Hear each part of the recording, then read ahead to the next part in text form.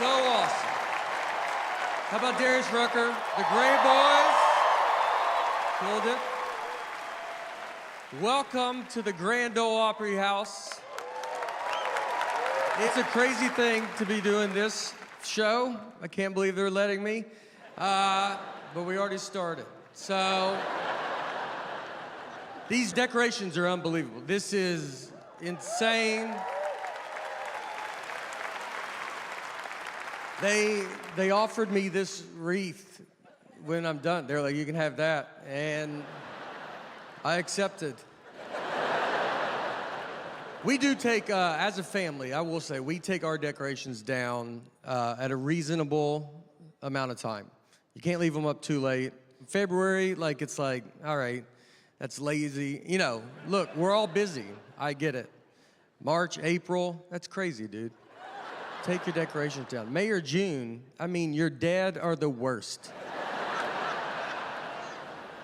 But here's what I will tell you. You can't hang with me here. If you can persevere through July, you've turned the corner. I mean, all of a sudden, you're better than everybody. Back on top. Now you get to go to your neighbors and go, I guess y'all don't celebrate Christmas. If you don't know, we are at the legendary Grand Ole Opry House. It's,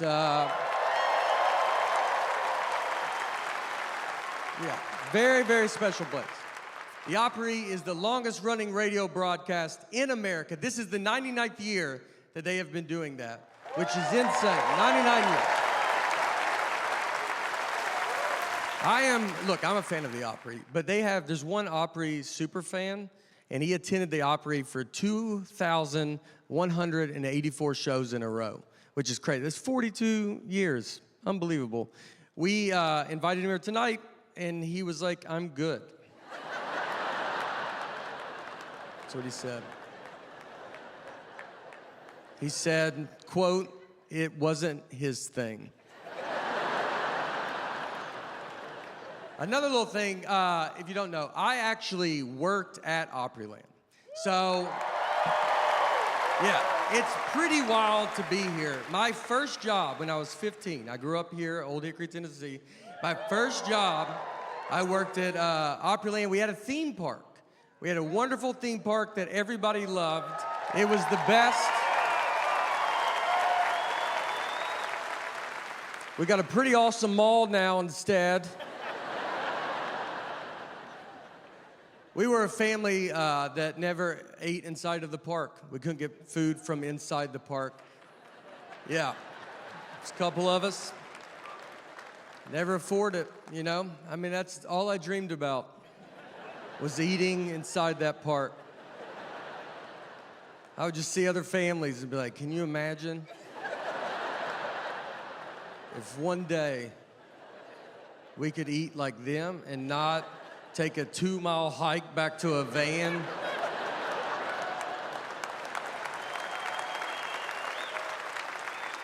That was part of the day. Half the day was walking to and from your car. So my first job that I did here at Opryland, when I did it, I was a sweeper. Now I would just sweep the steps. That was exactly what it was. I was a sweeper. This was late 1900s. So I used to sweep the steps of the Grand Ole Opry, which is crazy to hear now, and I will go back to that.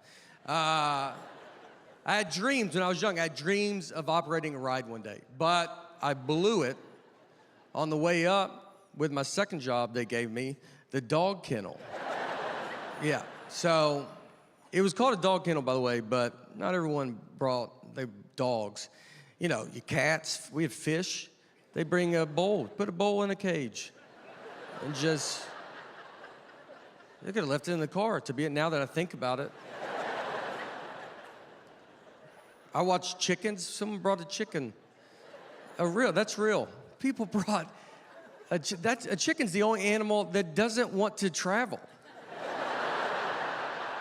It's a bird that can't fly. I mean, its whole vibe is like, I'll hang back.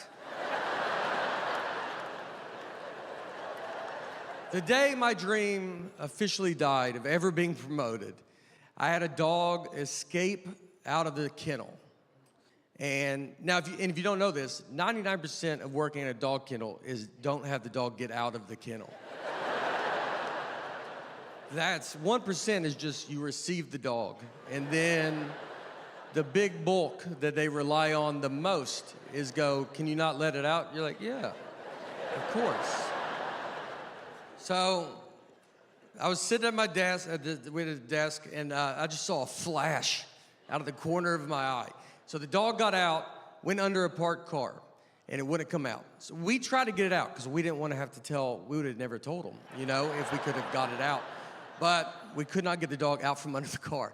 This is before cell phones, so we had to make an announcement over the entire park, over the loudspeaker. Just, if you have a German Shepherd at the dog kennel, nothing's wrong, please come quickly to the dog kennel. I mean,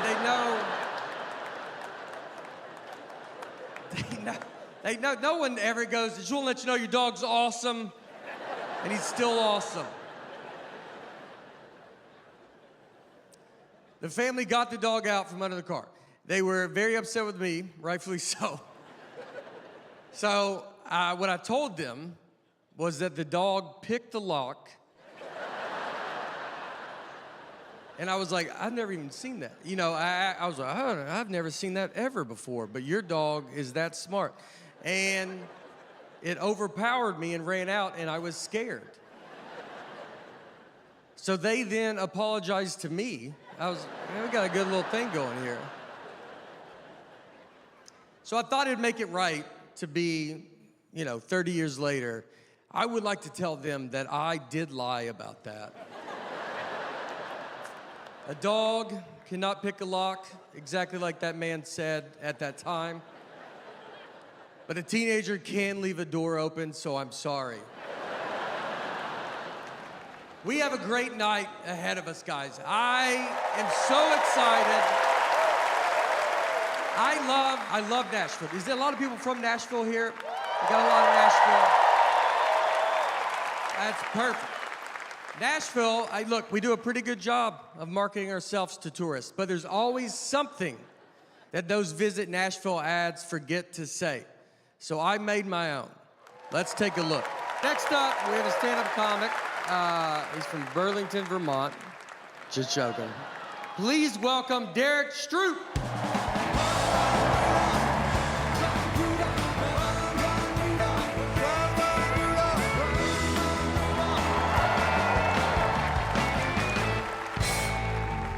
How y'all doing out there? Nice to meet y'all. My name's Derek Stroup. I know some of y'all are looking at me like, this guy looks like Nate got stung by bees, but no, I am from 90 miles south of here. It's so nice to be here. Let's get to know each other. I'm 39 years old. I recently got engaged for the first time, so that's exciting. Yeah. I'm 39. I've been on the run for a while. You got to eventually turn yourself in, we're from the South. If you don't get married in your 20s, they start making up rumors about you. They're like, no, Derek's always been a candle guy. It's not a big deal.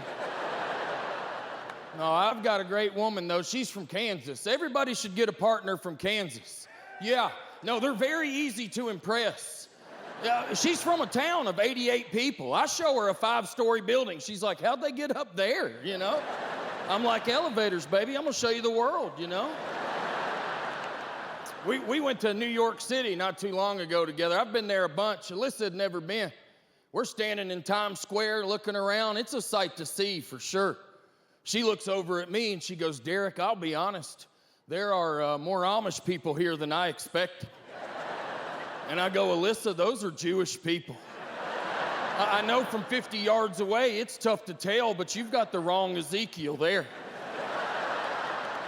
Yeah, I had to explain to her. I was like, they would not ride up from Ohio catching the A-line smoking cigarettes, They are churning butter. But anyways, I feel like I can get away with that Amish joke. They're not going to see this.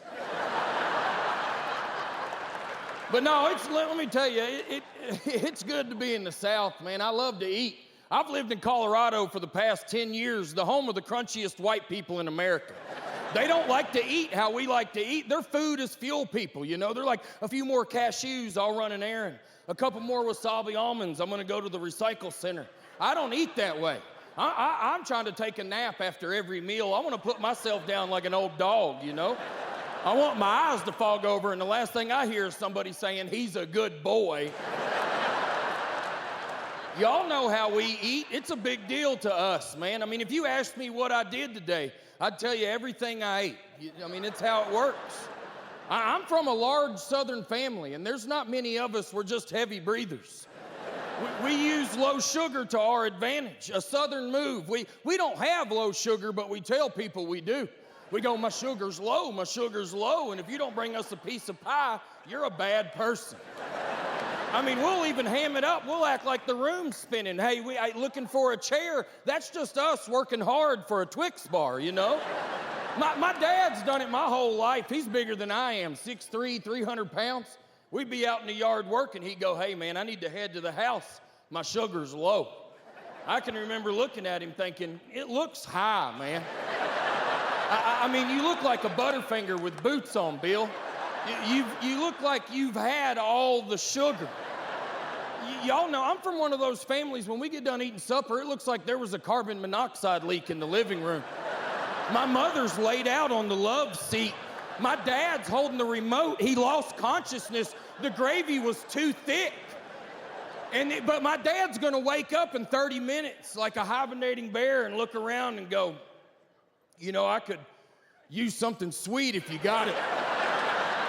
Help me get back on my feet again, you know? Listen, you should be eating whatever you want. The world's on fire. If you watch the news and go, I'll take a kale salad, you're sick in the head, man. There's no better time than now to put gravy on your salad.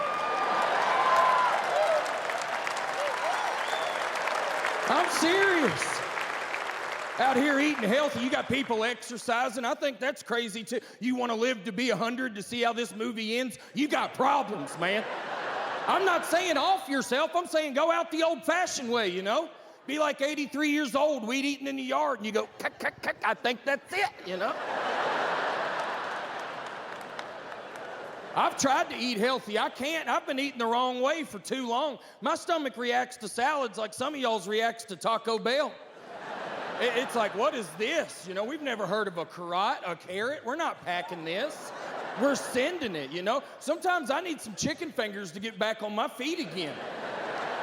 I've lived in a hipster neighborhood for a while, and they always tell me, Derek, you need a juice drink. You need a smoothie. You need some juice.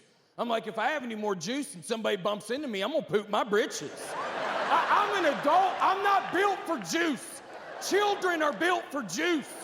If I have 2 cups of apple juice back to back, your boy's fighting for his life. I've tried to do things that hipsters wanted me to do. They go, you need deodorant without aluminum. I need all the aluminum. No, I tried to use that deodorant that runs off friendship and tree bark. No, I need something that fights for me. I tried to be an ally, but I'm not gonna die alone. Thanks for having me, man. Y'all were so much fun.